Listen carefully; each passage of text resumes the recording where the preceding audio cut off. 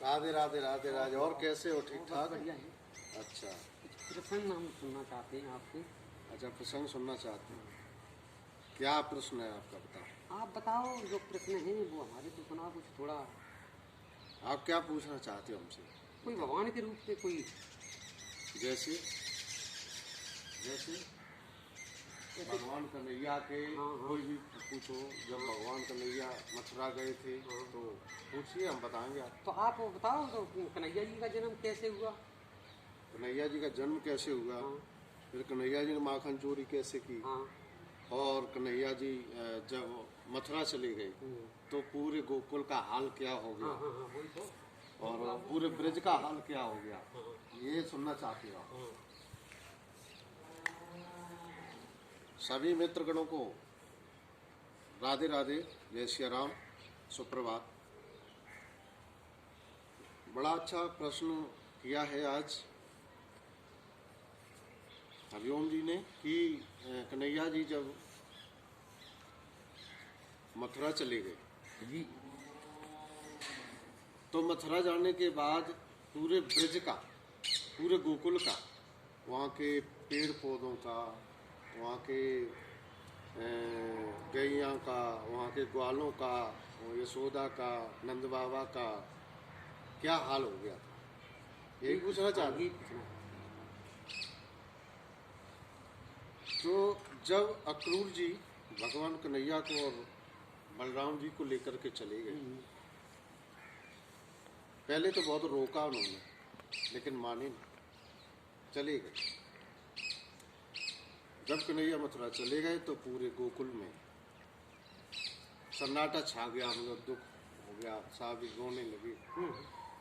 राधा उस दिन से मौन हो गई, राधा ने कुछ नहीं कहा। राधा चुपचाप रहती थी, किसी से बात नहीं करती। यशोदा रोते रोते रोते रोते आंसुओं की नालियां बही। गैया और बछड़े जो थे वो घास खाना बंद कर दिया उन्होंने, चारा खाना बंद दिया, मोरों ने नाचना छोड़ दिया, और वहाँ के जो पेड़ पौधे थे, पेड़ पौधे कन्हैया के वियोग में पीले पत्ते हो गए, और पेड़ भी मानो आंसू बहा रहे।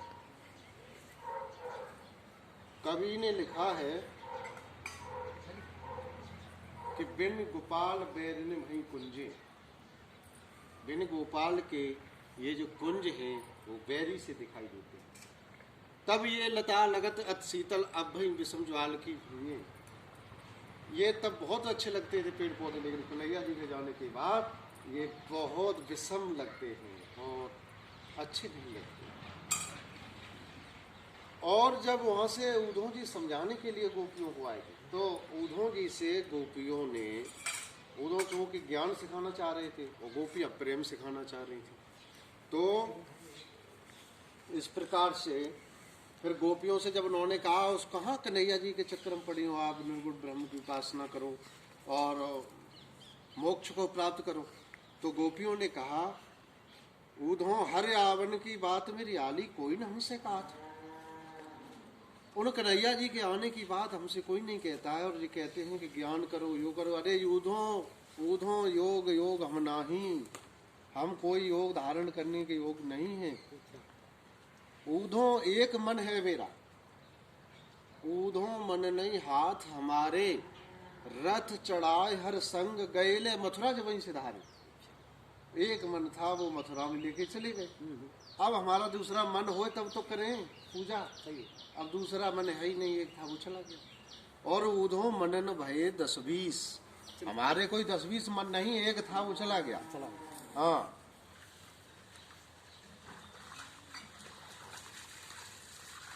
हाँ तो आप कहना चाह रहे थे? क्या? हम प्रश्न पूछना चाह रहे थे। क्या? कन्हैया जी का हाँ, कैसे जन्म हुआ, कैसे जन्म हुआ, हाँ। कैसे और सृष्टि कैसे कहाँ से माखन चली चोरी की सृष्टि कैसे चली। हाँ। और जब कन्हैया जी मथुरा चले गए तो वहां से उन्होंने उद्धव जी को भेजा था। अच्छा। तो उद्धव जी जो आए थे, तो उद्धव जी ज्ञान सिखाने आए थे, तो सखियों को जब ज्ञान सिखा रहे थे तो सखियां उद्धव जी से क्या कहते हैं, ये प्रश्न आप पूछना चाह रहे थे। हाँ, वो यही पूछना चाह रहे हैं। फिर तो ये प्रश्न आपका था कि गोपियां जो हैं सखियां उद्धव जी से क्या कहती हैं। तो एक दृष्टकूट पद में अच्छा सूरदास जी ने अच्छा बड़ा ही कठिन प्रसंग एक बताया है, बड़ा गौर से सुने। हाँ हाँ उन्होंने कहा है, वैसे गांव की भाषा में तो लोग गाते हैं कि हरे आवन की बात मेरी आली कोई न हमसे काज है, अच्छा अच्छा तो उसमें है हरे आवन की बात मेरी। और लेकिन सूरदास जी ने लिखा है कहत कत परदेसी की बात। कहत माने कहते हो, कत माने क्या, परदेसी माने परदेसी कृष्ण की बात माने बातें। हे उद्धव उस परदेसी कृष्ण की बात हमसे क्या कह रहे हैं।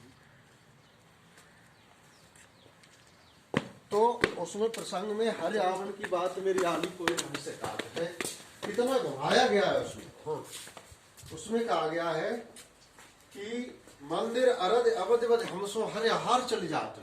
मंदिर माने मकान, मंदिर अरद मकान का आधा अर्थात एक दीवार, एक दीवार के एक साइड के भाग को पखा कहते हैं गांव में। और पखा को हिंदी में सही पक्ष कहते हैं, एक तरफ का पक्ष दूसरी तरफ का पक्ष।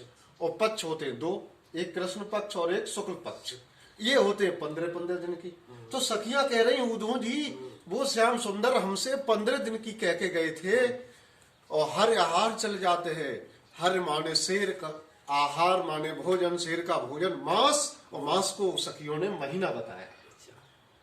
हाँ, इतना कठिनाई से ये दृष्टकूट पद का अर्थ निकलता है।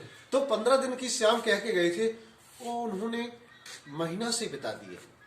दूसरी लाइन में कहा गया है कि सस रिपु बरस सूर्य रिपु जोगुबर और हर रिप कीनो घात है। सस रिपु, सस माने चंद्रमा का, रिप माने दुश्मन अर्थात शत्रुता। चंद्रमा दिन में दिखाई नहीं देता तो एक दिन एक बरस के समान कट रहा है। और सूर्य रिप युगबर, सूर्य का रिप माने दुश्मन अर्थात शत्रुता। सूर्य रात में दिखाई नहीं देता है अर्थात एक रात युगबर माने युगों के समान कट रही है। और सस रिप बरस सूर्य रिप युगबर हर रिप कीनो घात, हर माने शंकर जी का, रिप माने दुश्मन अर्थात कामदेव। कामदेव मुझ पे बहुत आघात कर रहा है। अगली लाइन में है अरे मघ पंचक ले गयो सांवरो ताई ते अति अकुलात है। मघ पंचक, मघा से 5वां नक्षत्र अर्थात चित्रा। चित्रा को सखियों ने चित्त बताया है। चित्त माने नजर, हमारी दृष्टि ले गयो सांवरो, वो कन्हैया लेके चला गया है। ता से अति अकुलात, इसलिए हम बहुत व्याकुल हो रही हूँ। आगे लिखा है कि नखत वेद ग्रह जोड़ी अरद कर सोई बनत अब खात है। नखत होते हैं 27 और वेद होते हैं 4। 27 और 4 हो गए कितने? 27 और 4 हो गए 31। और 31 ग्रह हो गए 9 और 27 और 4 हो गए 40। अब 40 में सखियां कह रही हैं कि 40 को अर्ध माने आधा करो। 40 को आधा कर दोगे तो कितना होगा? 20। और 20 को सखियां कह रही हैं कि 20। अब तो ऐसे लग रहा होगा कन्हैया के वियोग में विष पी के मर जाए। आगे कहा है कि सूरदास बस भई विरह के कर्मी में पछतात हैं। सूरदास जी कहते हैं कि वियोग के इतने वशीभूत हो गए कि मेरे हाथ मलमल के पछताने के सिवा कुछ नहीं बचा है। ये दृष्टकूट पर सूरदास जी के द्वारा रचित हैं। इनको गानों के माध्यम से, कविताओं के माध्यम से लोग अपने शब्दों को जोड़ के बना लेते हैं। तो ये हाल वहाँ पर हुआ था। और एक बहुत बहुत अच्छे प्रसंग आपको इस हमारे YouTube चैनल पर मिलेंगे। आप इस चैनल को सब्सक्राइब करें, कमेंट करें, बेल आइकन को प्रेस करें और शेयर जरूर करते रहें। और ये हमारी प्रार्थना है आपसे ऐसे ही बड़े बड़े सुंदर प्रसंग आपको सुनने के मिल जाएंगे। जय जय श्री राधे श्याम।